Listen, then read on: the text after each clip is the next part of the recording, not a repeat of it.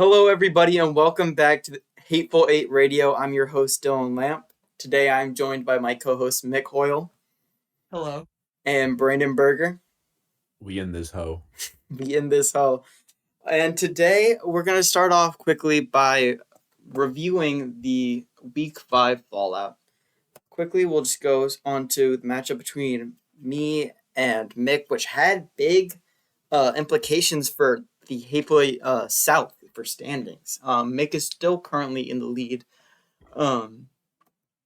because of his points for, but we are now both 3-2 in the Hateful South and fighting for that Week 1 bye. Still early in the season, but looking like we got a solid fight going down there in the South. As for the North, we go quickly on to the John and Audie game. John putting up 175 points to Audie's 141. I still don't understand how Audie does this week in and week out. But he does, and with that win, they're both 4-1, and Audie is in the lead in the Hateful North. I don't know. Do you guys have anything to say? I just don't understand how Audie continues to put up like insane points week in and week out when he has like Zach Ertz in the flex. Yeah, look, this was something that I brought up on the pod, I think an episode or two ago. Just when it comes to Audie's team, his team just has this, uh, obviously they're anchored by the wide receiver duo of Puka and St. Brown. But outside of those guys, where you know what you're expecting from them, his team just has this uncanny ability to just have these guys that'll. Whoever has a down week, it doesn't matter because someone else on the team just put up their highest points of the season. You have a guy like Ramondre Stevenson, who I don't know if is a guy that is normally capable of starting in a deeper 10 team league like this, and he finishes with 7 carries for 2 touchdowns and close to 15 fantasy points. So I think there's just this element of Audie's team that he just has guys that are gonna be boom and bust. But it seems like he has a lot of guys that are going to boom more often than they will bust. So I think he will continue to kind of put up these good points and good numbers and keep a consistent streak going. I mean, Ramondre, I think it's important to note that he single-handedly ruined Brandon's chance at winning his game. Which Sure did. moving on, we can talk about the toilet bowl preview, which was Brandon and Will. Brandon's 121 points to Will's 125. Came down to the wire with ETN putting up just enough to get the win for Will. Will moving on to 2-3. Brandon sitting at 1-4. The other things I noted was that this was a true QB mid-off, and I mean, hate me. I don't think Mick stands with me on this. I don't think Brandon stands with me on this. But I'm a mega Quan Barkley believer. I think it's possible. I like the wide receiver duo. I like Saquon at the RB1. I think if the flex position starts working some magic, if the Eagles can get the pass game going in any aspect, that could be. Keep in mind the flex position as it stands should be AJ Brown and T Higgins, but unfortunately we're in the situation we're in where I'm fucking starting Wandale Robinson over T Higgins, and it's just a total crapshoot as to who I'm supposed to actually play during these games. DJ Moore was supposed to be the wide receiver one for the Bears going into the season. That's not the case. Gotta run So news. it's just, yeah, I don't know. It's just tough I will sledding say, for Brandon, I do tough think, sledding for this team. especially in regards to T Higgins, I really do think that the Bengals trading for Joe Flacco, as like insane of a move that it is, just gives them a much more consistent passer in the pocket. So hopefully that does lead to more opportunities for T Higgins. I was Yeah, seeing. I mean, Well, I was gonna say I've been seeing a lot of things about people being like dumbfounded that they picked up Joe Flacco over a Jameis Winston. which is like the Bengals offensive line like has been playing like truly terrible, and you pick up a 40-year-old quarterback in Joe Flacco who like couldn't move faster than the immortal snail, and you're just like, how is he supposed to like evade or like I don't know. I'm curious. I do think he's obviously like he has like that veteran like understanding of the game where he'll like be able to do a little bit more than Jake Browning, but I don't know. I'm sure that the thinking there is, like a lot of people when they complain about the death of the pocket passer, which is the era that Flacco was playing in, is like these guys, they weren't scramblers, but the reason they weren't scramblers is because they were able to dump the ball off if there was pressure, you know what I mean? Hmm. So I'm assuming that's the thought process there. Now, I'm gonna go right ahead and say I don't think it matters what quarterback, what like bench quarterback you plug into the Bengals system. Like if Joe Burrow couldn't survive it, I don't think Fleck or Winston's gonna survive it either. But I mean, yeah, I think it has a chance of giving Higgins a bit more of an opportunity. But I'm gonna give it a week and see how it goes. And I mean, T Higgins is not the problem with my team. Let's be quite honest. So. Yeah, well, we'll see. Moving on, we got the game between Carson and Alec. Alec putting up 128 to Carson's 105. I did want to note, I thought it was a little funny. I was noticing this while I was writing down some notes.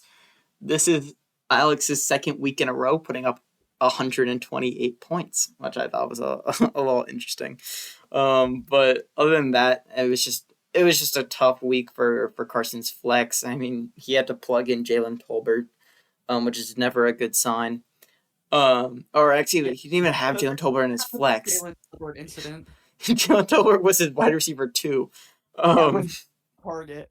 and then Travis Hunter, which did have one of his better weeks. Um, actually, his best week so far. But obviously that isn't saying much. And then Darius Slayton, who also got injured. So rough week for Carson. We'll see if we get a bounce back week from him. And before we move on, can we talk about Travis Hunter? We sure can.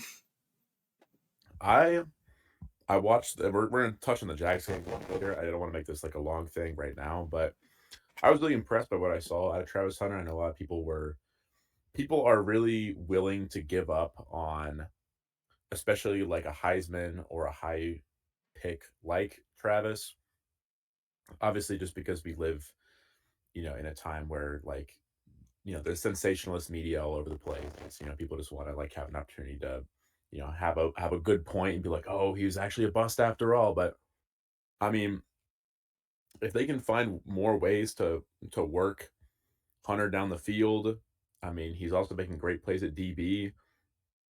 I don't know. I'm not buying into the hate. I think he's the real deal. I think they got to throw to him more. I don't know. What do you guys think? Yeah, I was just gonna agree with you, Brandon, on that. I think it's so easy right now, right? Travis Hunter is such a unique player. Like truly, I can't think of a player more prominent in our lifetimes that has played on both offensive and defensive side of the ball, and he's just a rookie. This is only his fifth game of the season, and even though and obviously Dylan is the Jaguars fan, I'm sure you can speak more to this, but from what I remember, he came in, if I'm not mistaken, actually as wide receiver one on the depth chart, but as cornerback three, and then pretty quickly it became apparent. Sorry, cornerback two. Thanks. But it quickly became apparent that um that at least at the start of the year that's where he was gonna start making his success on the defensive side of the ball. He came out of the gate actually playing really solidly on defense and flying, I think, a little bit under the radar defensively to start the season.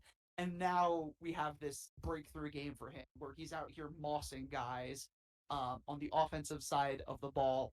I agree with you, Brandon. I think I think you're totally right with everything you said about just he's the type of guy that we just need to give him a little bit of time to adapt to playing on both sides of the ball because that is just truly an incredible feat. And I think this game really showed that he it just really displayed the potential he has on both sides. Hmm.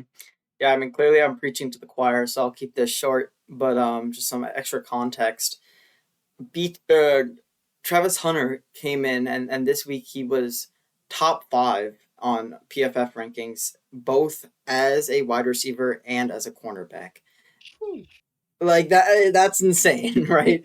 Um, and so like to all these people that want to put him on one side of the ball or the other, whether it be for like um for durability issues, which I think is probably the only like um concern I have like holds credibility towards. But other than that, like whether it just be they think he's a better wide receiver or a better cornerback, I he is clearly what I just said about the PFF rankings. Like he is clearly a star talent at both positions. Why would we not plug him in? Clearly, our coaching is very good at situational football. They know what to do in certain situations. They know when to put him into the game, and maybe he's not putting up highlight reels, but as a Jaguars fan that's watching the games each week, he is making the impact plays that change the outcome of the game. Well, and So the week that we did also start to see the highlight reel plays that we know he's truly capable of. So I think great. And again, we're only talking again 5 games into his NFL career, and I think that's obviously we're all in agreement. But I think that's just such a you know important and also just cool point to hammer home. Like this is a rookie that is already really capable of both. yeah, 100%. Couldn't agree more. Moving on, I don't know if I had anything else to say about this game. I am I other than that I'm a little confused about Alex's just entire team construction. I mean, I've been confused since the draft, like we've said multiple times now. Um, but he's put up, like I said, 128 points exactly these last 2 weeks, and I just don't know where I don't see anything on his bench or throughout his team. Like maybe Zay Flowers will have a better week, um, but like I don't see who's going to like pop off for him. Maybe Josh Allen will put up 8 more points, but that like he already put up 20. Like I don't know. I'm a little confused about Alex's team. I'm curious to see where it goes from here. But moving on, I want to touch on the last game of the week. The third person to put up 170 points plus points, Enzo versus Alex. I'm curious. Like, well, certainly in this era of the 10 team league era, this has to be the biggest blowout. But this will be a job for our league historian to take note of. Yeah, I'm Um, have to walk in tomorrow. but yeah, 172 points to Alex's 97 points. That was brutal. Um, just it came from Emeka continuing to show out and a Rico Dowdle legacy game. And That was truly a really honestly incredible start by Enzo. Just have to yeah, give him the credit from a GM perspective. Just noticing that she was hurt and Rico Dowdle has always been a solid backup option. He was a really solid backup option in Dallas for a couple of years. mhm. Um, up Zeke and then Tony Pollard and kind of just sticking around as a guy that was just always very capable. And he goes out and puts up over 200 yards, which is like truly one of the best running back performances of the entire year. So I just, big credit to Enzo there for making that play. 100% big credits. Speaking And of the oh, sorry, go on.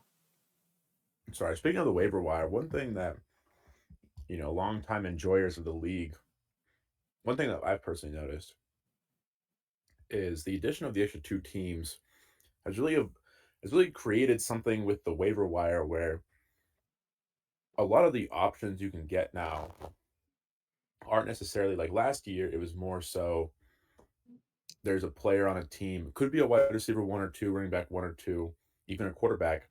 Like I got Baker Mayfield off waivers last year. That would never happen. Now, granted, like Baker's having a really good season this year, but even a guy who was at Baker's level last year would never have been not on someone's team before that. So a lot of times, it seems like pretty much one one of the only ways 80% of the time is you're watching a game on Sunday, you're watching a game on Monday, you know, a guy goes down, you're hitting the waiver wire. Who's the guy behind him? You know what I mean? Like that just seems to be pretty much every pickup.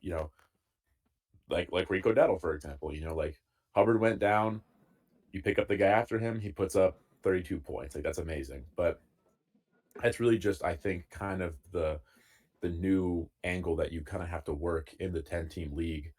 Whereas last year maybe it would have been a little more, oh, they did pretty well. Maybe I've got, a top waiver spot and I'll pick them out. That's just something I've noticed that's interesting.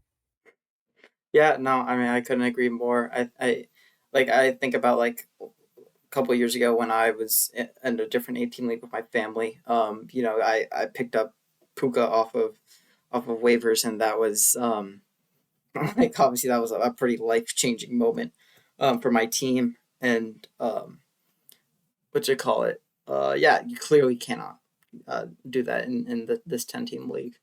But so yeah, congrats to everyone who won this week. Better luck next week to everyone that lost. And Mick, I'll let you take it away with this next segment.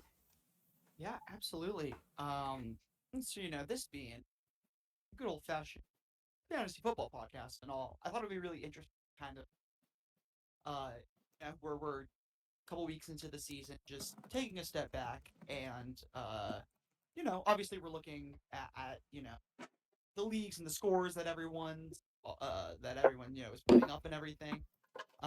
But something that I wanted to sort of talk about and discussion that I wanted to bring up was just taking a look at the top five sort of players in each fantasy position. Just sort of getting a lay of who's doing what teams they're on when it comes to this H8 league, and if we think that sort of it'll continue going, or whether we expect changes or not. So I think the easiest way to start it off, I'm gonna kind of just go down the order in terms of fantasy positions. How they tier quarterback, running back, receiver, tight ends. And maybe we'll talk about kicker, but those don't tend to be quite as important. But starting off this conversation with quarterback, I'm just going to quickly rattle off the top five back for fantasy point and the amount of put up. Starting with number five, we have Jalen Hurts at just about 104. And super similar numbers at number four is Dak Prescott. Number three, we have Baker Mayfield at 106.7. And then we have, a slight step up with number two, Patrick Mahomes at 117, and then Josh Allen, closing at 1. And Brandon, I kind of want to, ask you a question about this. When it comes to looking at these QBs, I think coming into the season, a lot of people could tell you, yeah, Josh Allen, Patrick Mahomes are probably finish super high up. But I think, obviously we can talk about the amazing talent of Baker Mayfield, but I do think it's a little surprising maybe to see him at 3. I think it's certainly surprising to see Dak Prescott at 4. So I'm just kind of curious to see, how you feel about these top quarterbacks.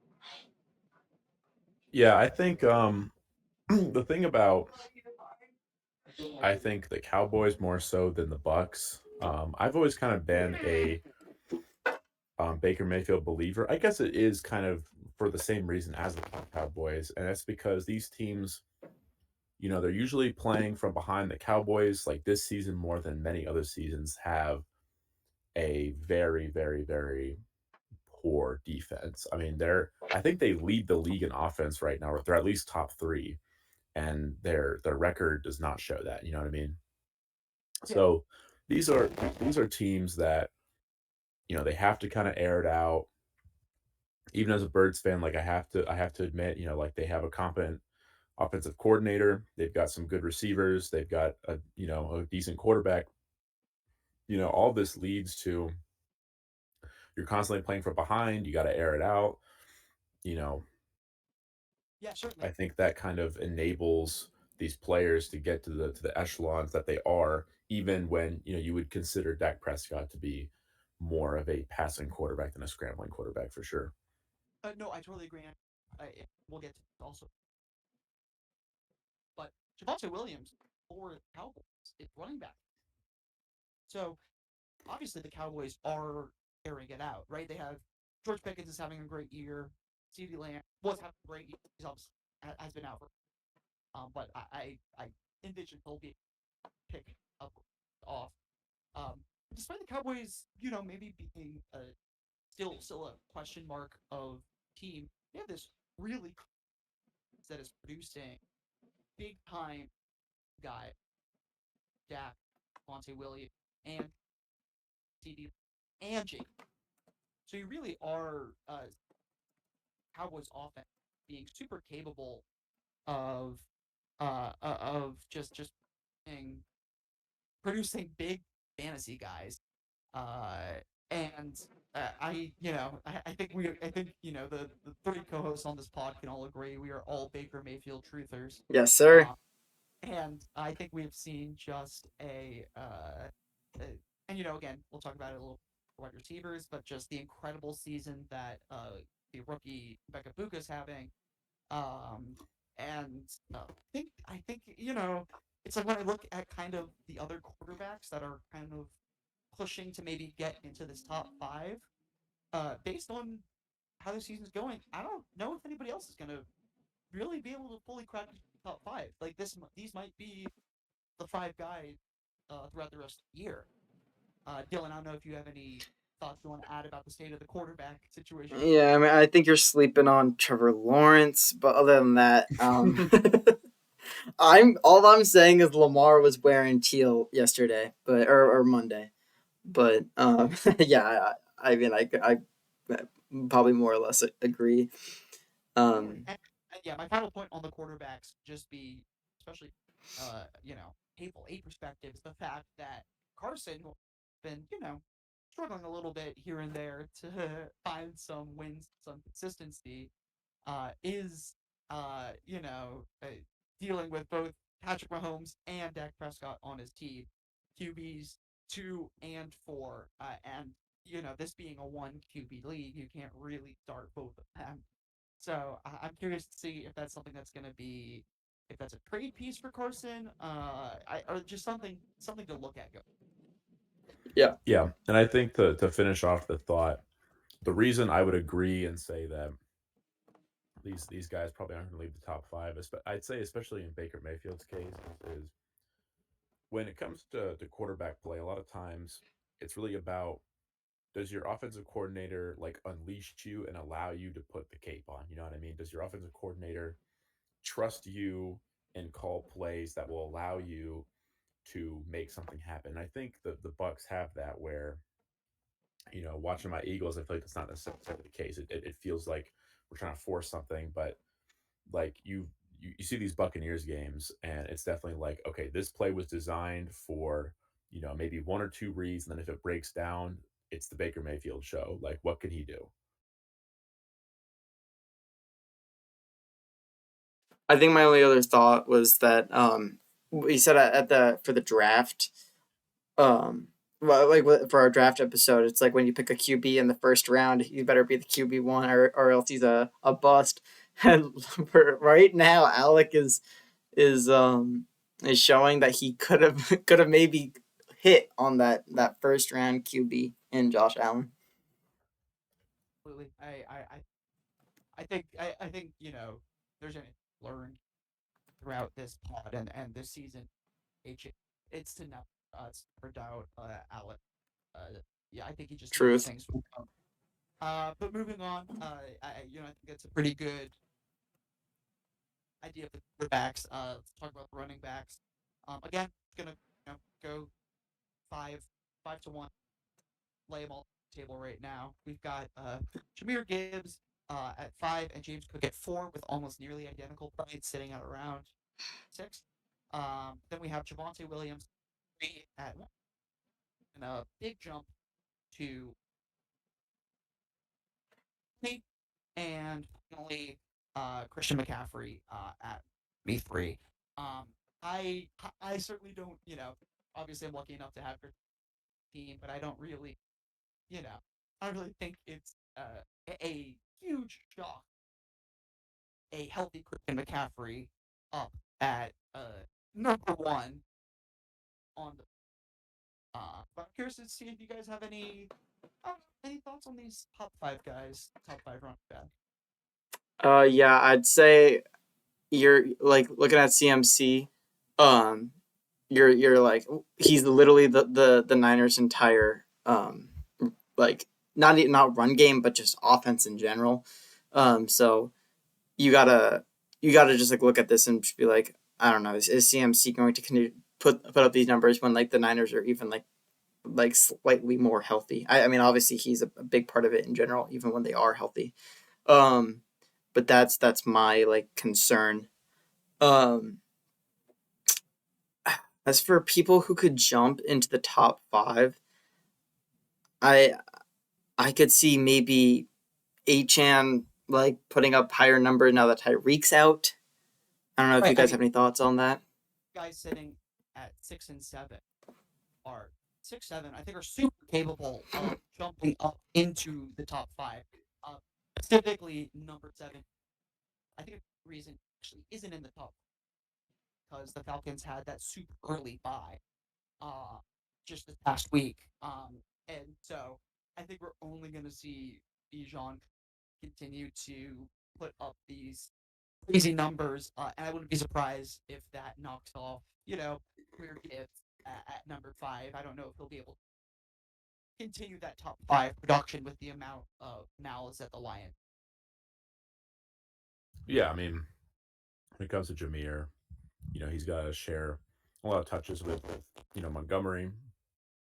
Granted, he's clearly the preferred option for the goal line stints, but I mean, James Cook just put up an absolute stinker, and I am 100% a Bijan truther like every day of the week. So that's the guy I would say would sneak in there.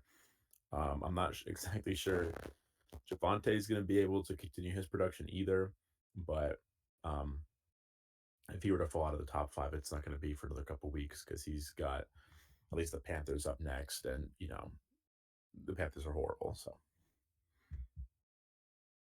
Yeah, absolutely. I totally agree. And I also, uh, maybe if we're looking out from this sort of top group of guys, not super far out, I would Juan Barkley 9. I wouldn't be surprised, just again, see kind of the way that the offense has been operating this year. That uh, when it wouldn't shock me if a you know, if a Saquon Barkley kind of continues to take the rate offense, is able to sort of kind of turn that into increased fantasy production. But really quick, not just because I want to talk about this guy, because I do happen to 1 and 3 in now. Um, I'm kind of curious to see, if you guys have any particular thoughts on Javonte Williams. I think he has been the absolute, maybe the fantasy shocker at running back 3 right now. I mean, I don't think anybody thought the Cowboys running game was going to look like this, especially with Javonte Williams being the guy leading the helm, but just consistently putting up just great performances, not only from fantasy, just really, really carrying this Dallas running game. Dylan, do you have anything? Yeah, I mean, I don't want to be a broken record. I've been talking about how I thought the Cowboys running game was going to be bad this year, and clearly it hasn't been. Um, but yeah, I mean, I like Javonte Williams. I thought their offensive line was pretty mid. I thought their run blocking was going to be pretty ass. Clearly not the case. So I mean, I don't know what to say other than the fact that I guess I don't know ball. But yeah, I don't know. I'm just surprised. I, as the person that took Javonte, I I had a feeling he could have a good year. Certainly not expecting performance. I think that kind of covers running backs. I think we really touched on Yeah, I mean, I agree. the one guy you want to touch on from. perspective. It's just get well soon, Amari, rookie. Finally starting. So, Nah, bro, don't get well soon. I know he fucking had something to do with Najee Harris's fucking Achilles, dude. I swear to God. I like a, I think he was like secretly like slicing it away in the locker room. yeah. But I think with all of that, good to shift the conversation over to top 5 wide receivers. There's a lot to say about the wide receiver performances, especially just guys that are putting up the big. Obviously, I don't top 2, but Top. we'll survive and work our way up. I'm going to start with 95 points. Garrett Will at number 5. 98 fantasy points for Jillison, 102 for then 120 points for Brown, absolutely ridiculous 34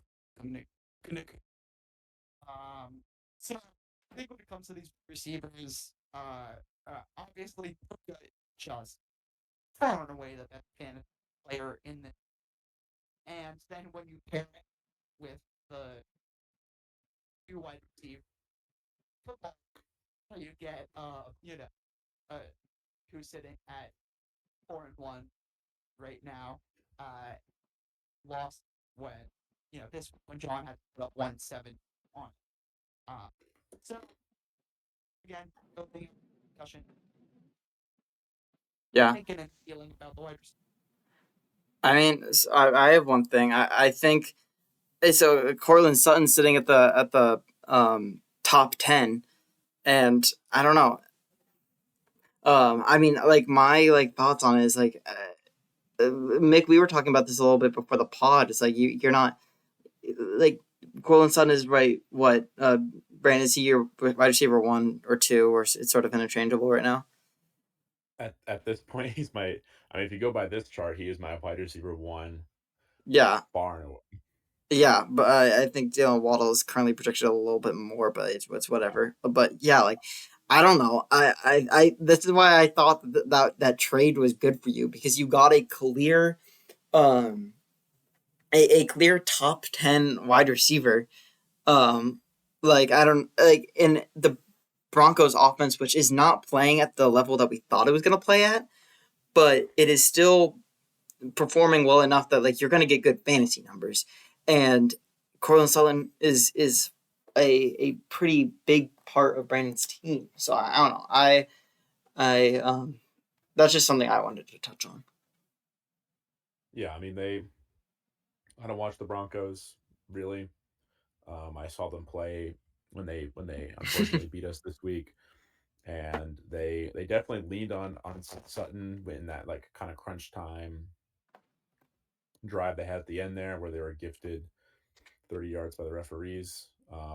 So Bro, if no if shot. he's kind of their safety valve, then yeah, I mean I'm happy that he's on my team.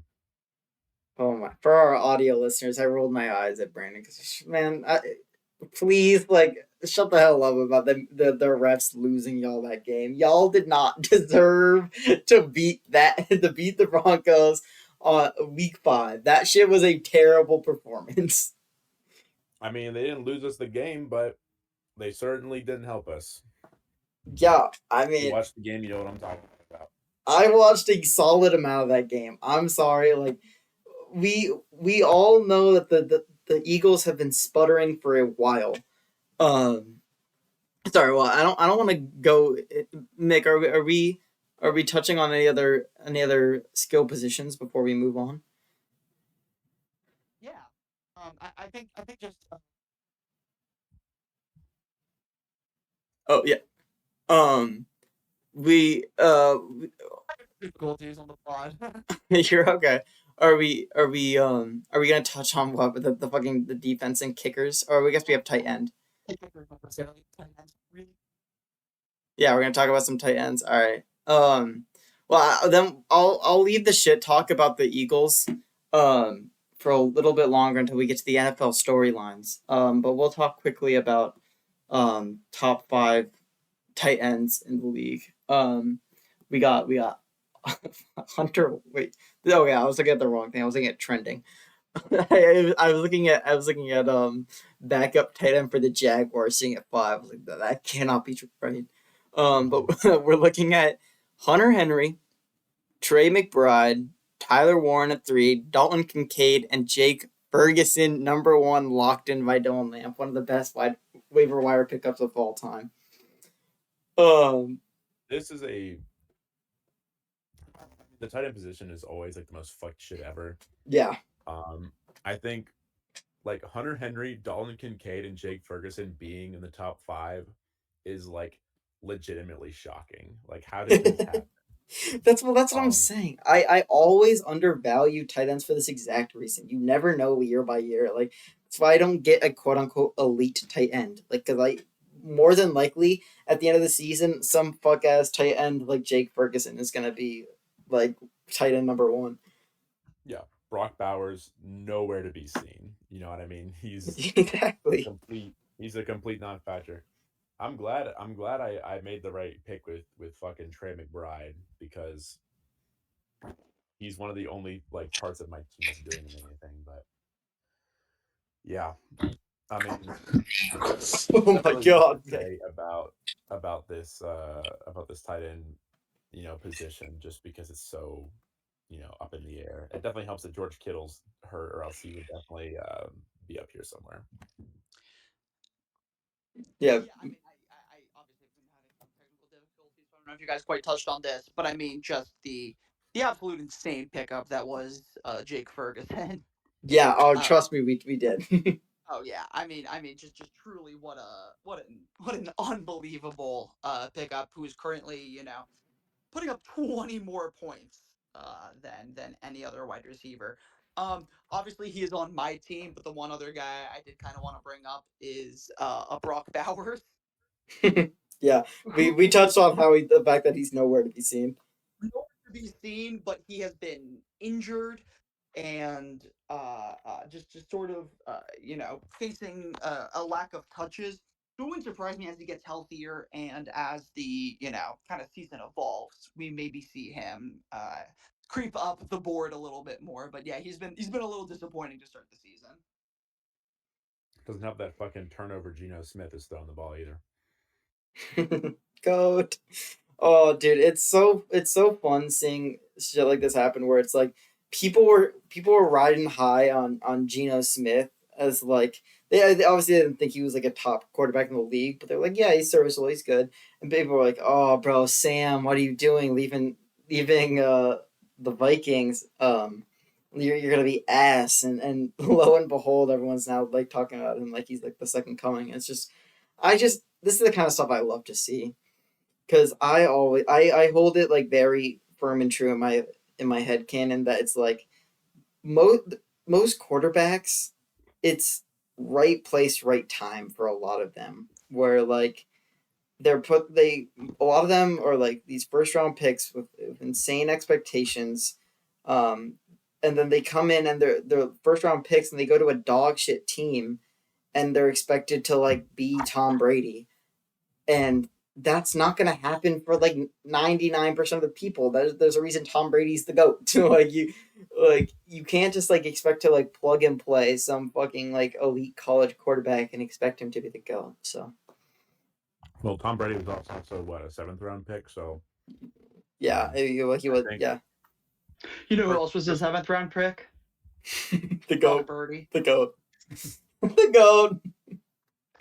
I hate Brock Purdy. Mr. Irrelevant. I have no reason to hate him, but it's just like fun to hate Brock Purdy. Mick, do you have thoughts on Brock Purdy? Purdy. Do you have thoughts on how he's playing this year? He's been hurt, but well, so I mean, I was gonna say Brock Purdy has not played much this year, but also he was. I honestly thought he was looking kind of decent. In the time that we saw him, we've sort of been talking about this as a Hateful Eight collective, but the fact that it seems like the 49ers had to sacrifice literally every single player on their team in order to keep Christian McCaffrey healthy, I think is just affecting the overall status of, the 49ers and some of their performances, i.e. Brock Purdy. Yeah, couldn't agree more. Do you have any more thoughts on tight ends? I think we covered tight ends. I think we covered all of the, all sort of the main positions. I don't think I don't think we diving need to do into kicker or defense. kickers and defense. I think Who is the the top sort of kicker right now? craziness. It's Spencer Schrader who Oh, just got put on IR ooh, following a knee injury. We'll soon Spencer Schrader. But past that, you're looking at Brandon Aubrey who's having a good year. Chase McLaughlin up where he left off and having a good year. Uh, and then Virginia Tech legend Joey Sly has been showing out. Currently a That's free right. agent. Go Hokies. Currently a free agent in the Hateful Eight. So we'll see. We'll see if someone makes a play on Joey Sly. If someone's looking for some kicker play. But dude. outside of that, Oh, I was just gonna say, I Joey Sly makes me laugh so much. I remember, like, going to Hokies games when he was their kicker, and be like, damn, like that guy like is like low key kind of ass.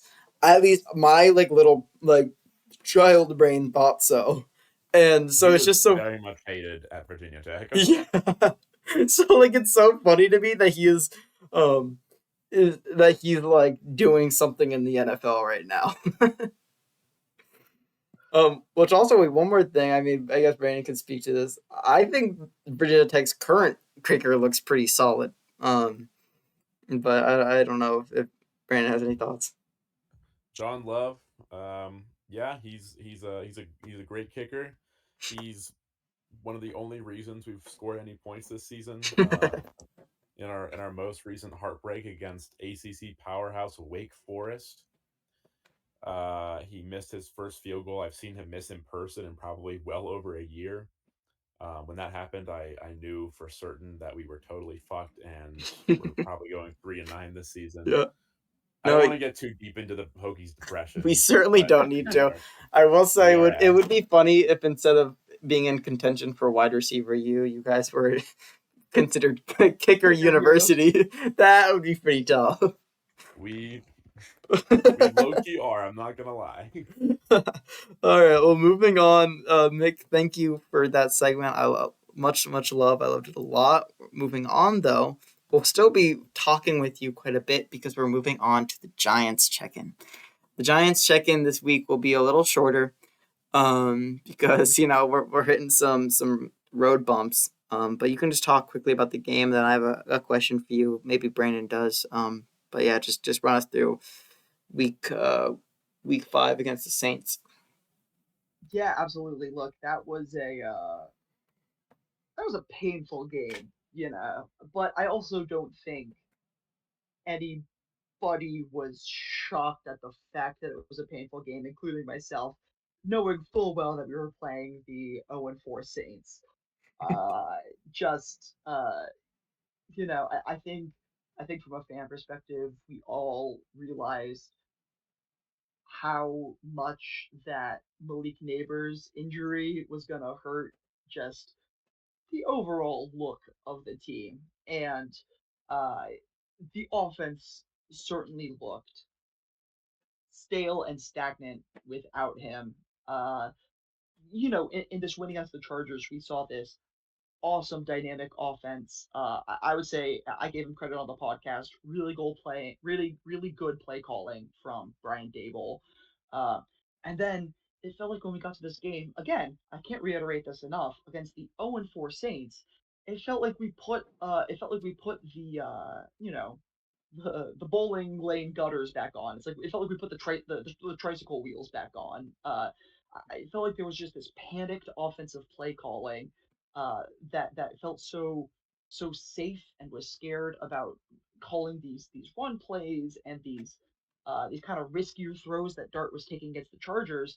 It just seemed like there was some sort of panic. That it seemed pretty unexplainable.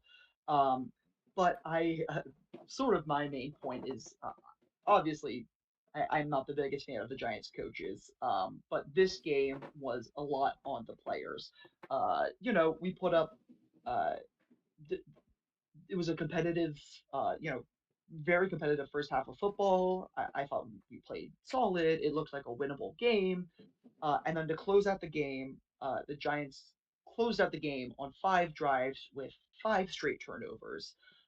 Fumble, fumble, fumble, interception, interception. Uh, and look, one of those fumbles was by rookie Cam Scadaboo. Obviously, both of those interceptions were by rookie Jackson Dart. Um, I think you're going to have those games from young guys in the NFL. It just happens. It's a league that requires a lot of learning. It's just quite difficult when you go up against a team that you know is lacking the talent in order to uh, uh, create those plays, and instead it just felt like we were handing them every opportunity to win the game.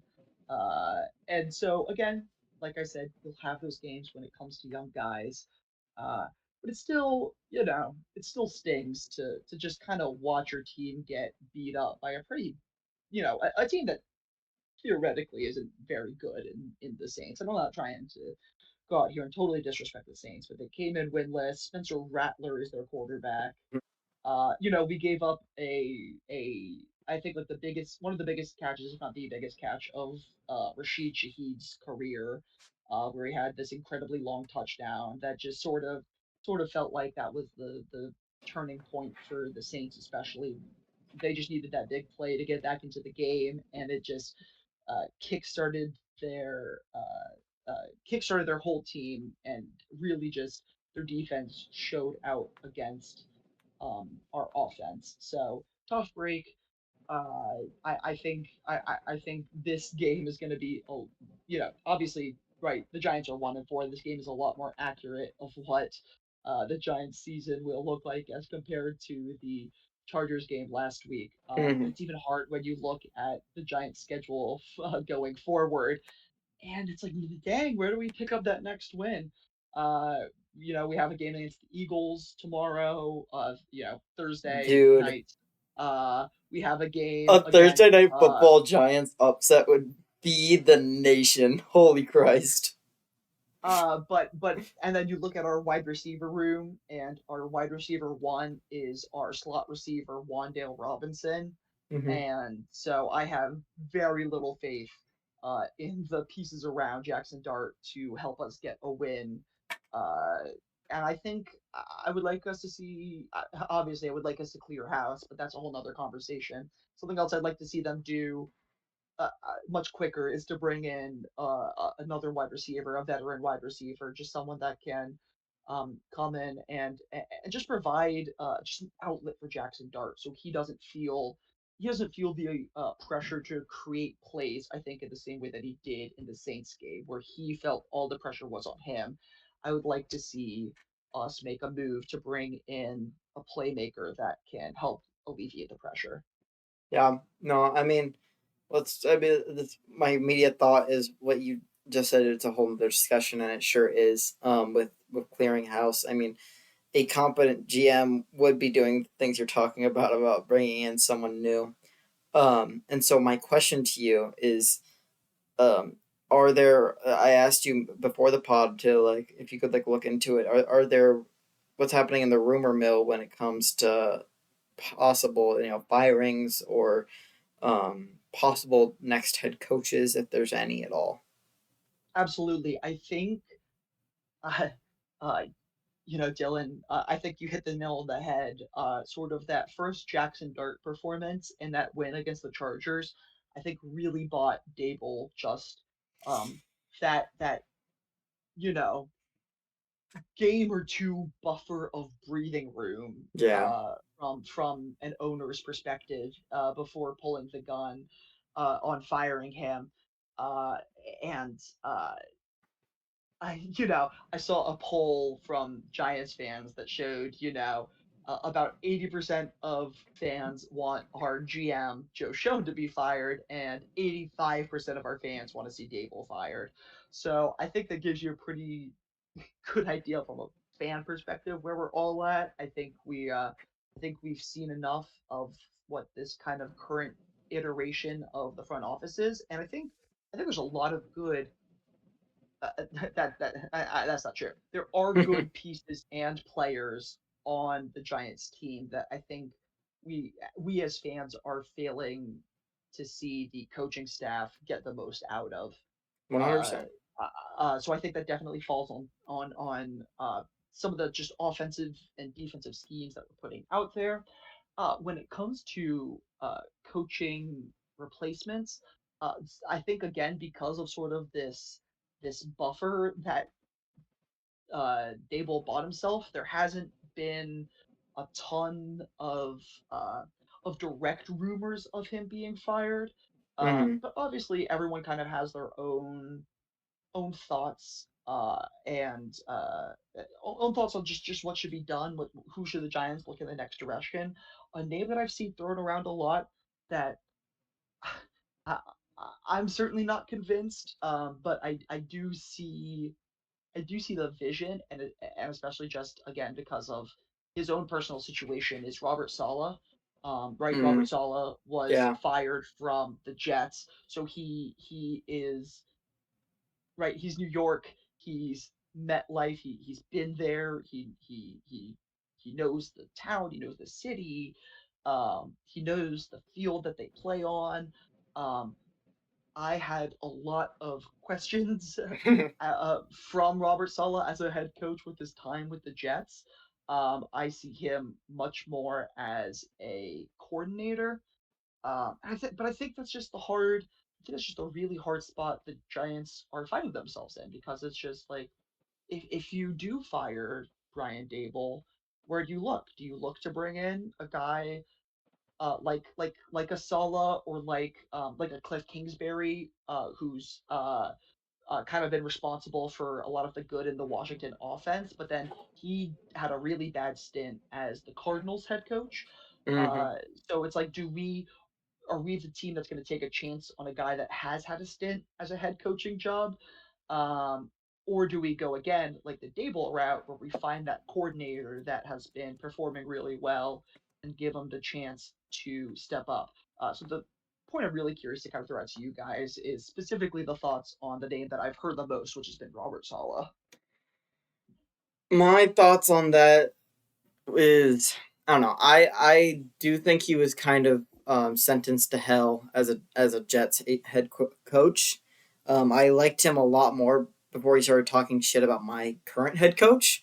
Um, after that, I was like, all right, well, all respect is lost for him, and he can suck my dick.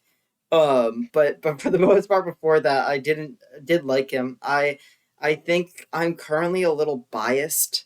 Um, with how, like, based on how the Jags situation has gone, where I'm like, I kind of want, like, I don't know. There's something to be said about, like, we brought in a Doug Peterson, and Doug, while he's not our current head coach, like he made sure to right the ship for the Jaguars after like a terrible like Urban Meyer year. Like, we went and we found someone who was going to like make sure that we got the culture back on track. And so maybe someone like a Robert Sala or Cliff Kingsbury could be that guy. I'm currently a little more biased towards someone who's that sort of offensive mind. I love that Liam Cohen. I love a head coach play caller because you know that that's going to be someone who, as coordinators come and go, is always going to like. There's going to be a level of consistency. Um, I think like so while like my thoughts are on like I like an X's and O guy. I think you're looking at an X's and O guy, and you got to make sure at the very least he needs to be able to um make sure the culture is there. The culture is really big, even though it's just like a fucking like buzzword. It's important, right? You need someone who actually holds the respect of the locker room, because at the end of the day, it's a like a personal sport. It's a team sport. But yeah, go on. No, sir, I couldn't agree more. That is something the Giants have struggled with essentially ever since Tom Coughlin left for the Jaguars all Yes, those years ago. sir. Uh, we haven't had that coach that's been able to really right the ship, steady the ship. We've only seen like flashes and glimpses here and there. I think if we are looking for, you know, a truly right the ship guy, um, he obviously hasn't had the best of track records the past couple of years, but I can also think of a guy like a Mike McCarthy, right, who's out of a job right now, but who has just a plethora of head coaching experience that uh, you could look to him as a guy that's just been in the league for so long that could be capable of rewriting the ship.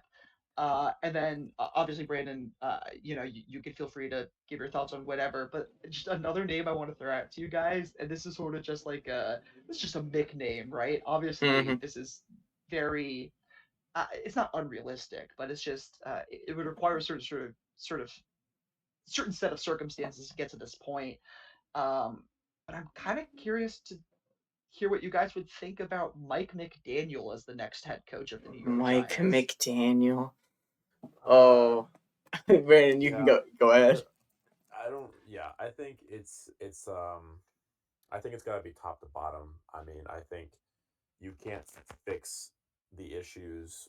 Um, like the reason McCarthy failed in Dallas is not just because he struggled as a coach, but also because his GM is Yeah, Jerry Jerry Jones. Jones. Yeah, Jerry yeah. Jones, may he live for 1,000 years. You need the entire front office to be behind the coach. So I don't know what the answer is with the Giants, but you at least need a mid tier coach and a mid tier GM to get things back on track. Yeah. Speaking of the NFL, I saw a particularly exciting Monday Night Football game recently between the Jacksonville Jaguars and Oh the Lord. Chiefs. Always love these Monday night games. I think the NFL has done a really good job with the scheduling this year. There's been a lot of bangers. Um, I enjoy tuning into the ESPN2 Manning cast, partially just because I like the Manning brothers, but also partially because I think Joe Buck is completely insufferable as a sportscaster, and he's just terrible. I don't hate Joe Um, Buck as much as you guys do, but I don't know. well, to get so it was a very exciting game. It was a classic Chiefs game. They were basically gifted 2 touchdowns. Um, Jacksonville had a very exciting, they bent, they didn't break, they came back, they made the plays that they had to make them. My main question with this Jacksonville team personally, I don't know what your thoughts are, Dylan, but I thought your offensive coordinator was making perhaps some questionable calls when I was kind of like watching the plays unfold. I was like, I don't know if that's necessarily the best way. Because a lot of the plays that ended up working was like the plays where like Travis Hunter mossed 2 guys, or like Trevor Lawrence just like went and made something happen. Like it, a lot of the successful plays kind of felt like it was coming off script. But other than that, the fabled 2025 Jags defense stood strong, and we got to see a Chiefs L, and when the Chiefs lose, America wins. When the Chiefs lose, America wins. I couldn't agree more. That's interesting to me. I love our offensive play calling and system. I think like I said earlier, Liam Cohen, our head coach, is our play caller. Um, and I love what he's been able to do for our run game. I think a lot of the pass game woes have come from just learning this very complicated offense. So like a lot of the complications from this offense come from pre-snap motion. Um, and it's a very big jump from anything that Trevor's had to do before. I'll just say real quick that I mean, Brandon, who knows? You might be right. I don't. I'm not wise enough to like be able to like. I'd have to really like go in and like look at each play and how it unfolded and be like, is that on the coach? But I would say like for just our, I can speak to our pass game woes and that it's the pre-snap motion. It's Trevor. This is something that Trevor's never been asked to do before. He's always been as a quarterback in the league in college as well. He's always been a guy who's had the wristband with all the plays on. So the the head coach gives the play, he checks. Um, and what we're doing now is doesn't have the wristband. He has to memorize all the plays. He's given 2 plays um, at the like in the huddle, and so he has to like when you see him like he'll like yell can, oh he can. That's him changing to the second play by the head coach, and this is just it's a very complicated offense, which is why we saw like we were leading the league in penalties. But I think like you don't I don't want them to simplify it because I know that they can like that once it starts firing, it's going to be incredibly difficult. They're not making it complicated just to make it complicated. There's a reason to it. They're doing it because once it starts firing on all cylinders, it's very, very, very hard for a defense to discern what you're trying to do. If they have a good coverage, Trevor can get out into a better look.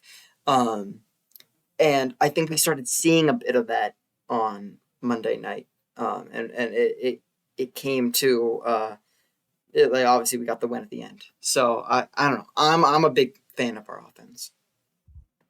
And one more thing before we move on from the Jags, you want to know the reason why Joe Buck sucks so bad is because so the broadcast changed over back to the main channel at the end there, and I was folding laundry and I kept my headphones on in my room, and he's like, yeah, so you know, the Chiefs are the team which every team measures themselves against. You know, they're every team's biggest opponent.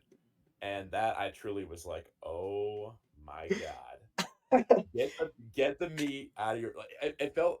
I mean, the Chiefs have been like this for a while. It's like the Patriots all over again. Like, oh, I can't stand it. I don't Anyway, know. sorry. Let's move on. No, I will say actually I do think I remember exactly that and me like drunk being like, shut the fuck up, Joe Buck. So I can get behind Wait, that, but Joe but Buck in 2025 at this point, like the Jags are the benchmark that the fucking Chiefs are measuring themselves against, bro.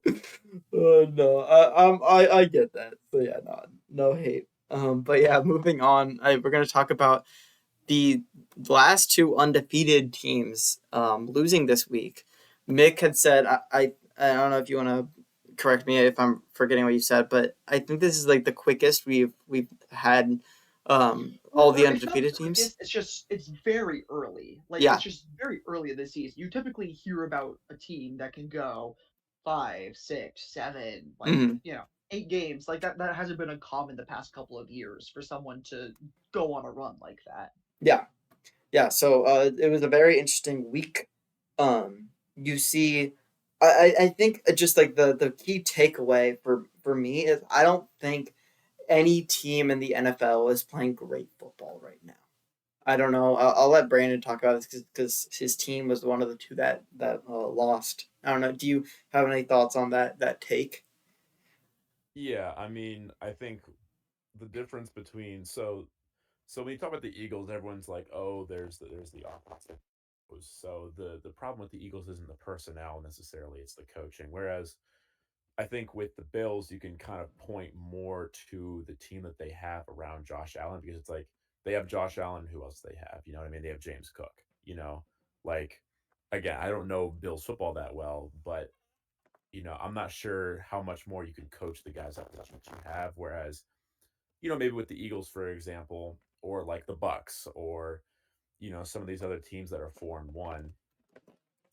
Like even the Jags. I think the Jags right now have the pieces they need to go to the playoffs, just like I think the Eagles have that. So I know we were talking shit earlier, but yeah, Dylan's right. Like the Eagles were not playing winning football, but you don't play winning football. You need like things to go your way.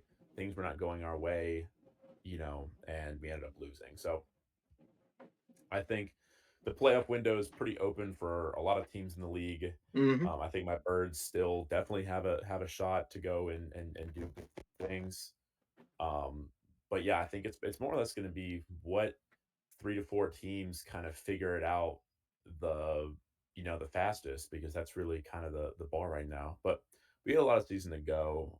There's still definitely time for stuff to happen. There's still time for teams to crash and burn. Like a lot of I think like the Colts, for example. It's like, how much longer can the Colts keep getting away with this? Hmm. So it's definitely, it goes both ways. I think it's both like who's going to figure it out and when's the devil magic going to catch up. Yeah, Yeah, no, so we were certainly. kind of, yeah, go No, ahead. I agree with you, Brand. No, I was just like, I agree with a lot with what you're saying, and also, like to what you're saying, Dylan. I agree with what you're saying when it comes to the whole thing of like, I don't know if there's one team out there that's playing particularly great right now, but sort of based on the results, especially with, I would say, with both like the Bills and the Eagles losing, I say there's a lot of teams that are playing pretty good right now. A lot of teams that are just playing pretty good Yeah, it's ball. it's And I it's feel like, it's ass or pretty good. yeah, I feel like there's just a lot of, there's just a, the NFL is just an interesting spot this year. I feel like there's just a lot of, I think if you're most fans of most teams can convince themselves that their team can really go on a run. And I just really like quickly wanted to touch on the two teams that caused the two losses in the Broncos and Patriots. I think going into this year, I was high on the Broncos. I think a lot of people were. A lot of people were kind of mixed on them. Uh, I also think, you know, similarly, I was not high on the Patriots at all this season. I thought this was just going to be another kind of rebuilding transition year. It is, and maybe it still is, but we're at a point where now we have the Broncos sitting at a 3-2 and a Patriots sitting at 3-2. Two teams that just picked up huge wins against undefeated teams that can now try and build on this momentum heading into the rest of the season. So I think it's, I agree when it comes to the whole point of maybe there's no team playing great right now, but there's a lot of teams playing good.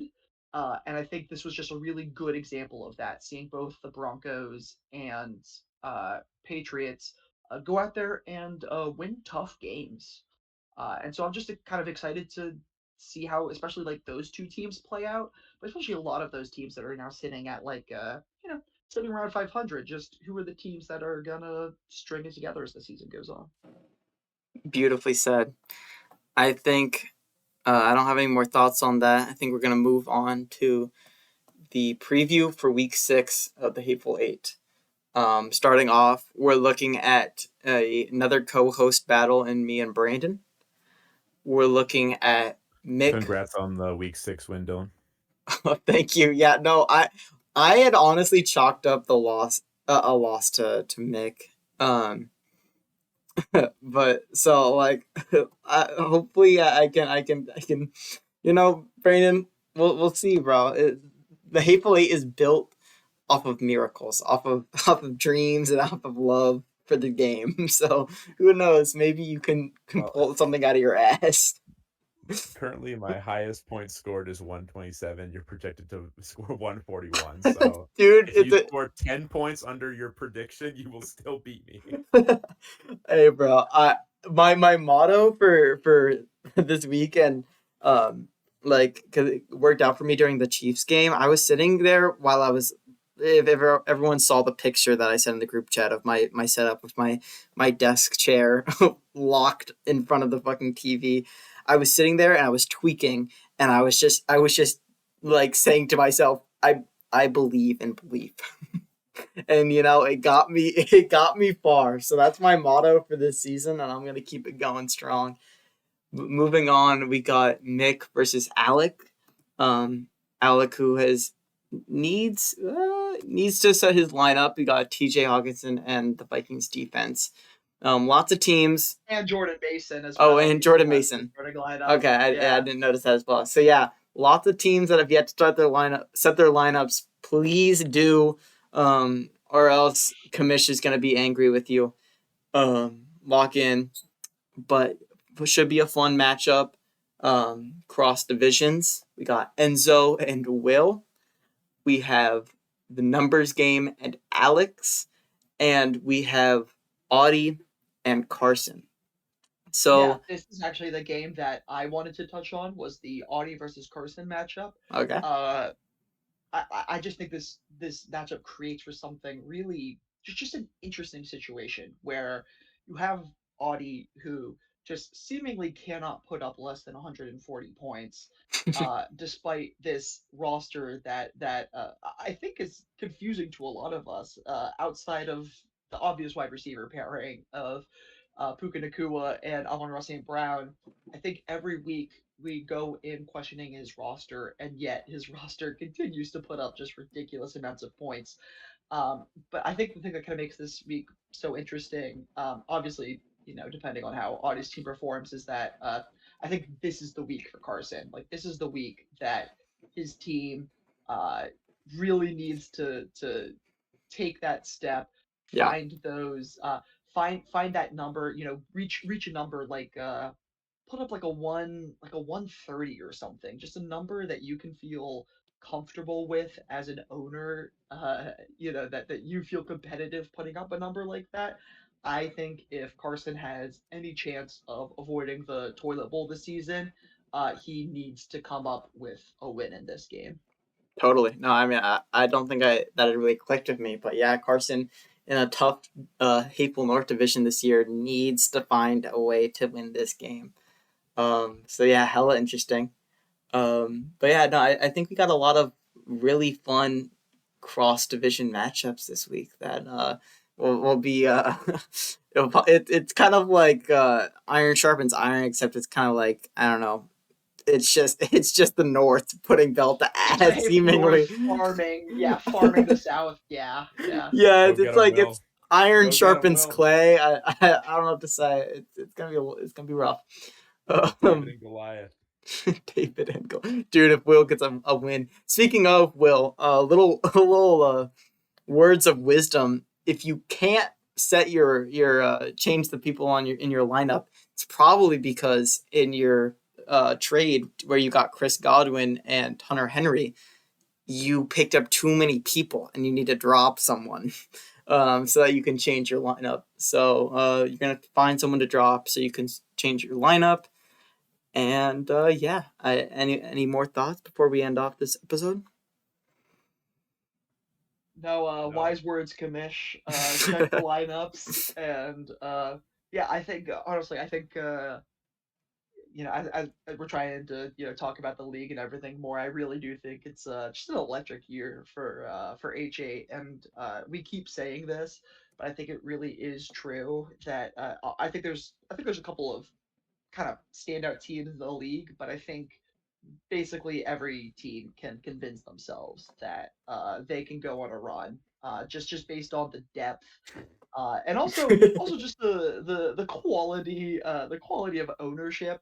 Truth. Again, just making like an Enzo. I just thought that Rico Dowdle move was just like so smart. Like I would have never thought to start Rico Dowdle this week, and he puts up 30 points.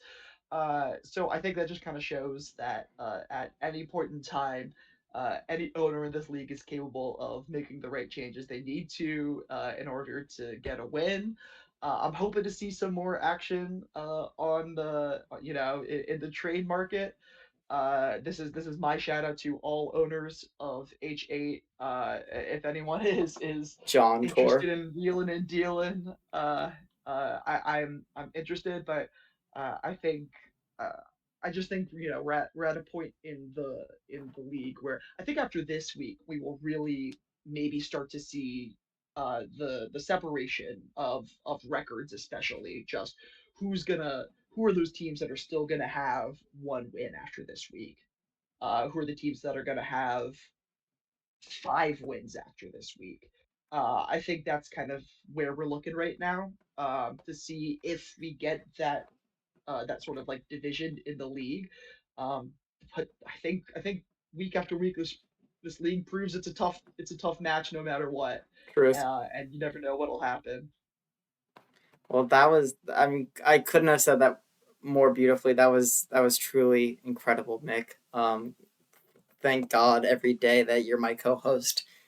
And so with that, I wish everyone a fantastic football weekend and good luck in your matchup. See y'all later. Go Phillies. Go Jags!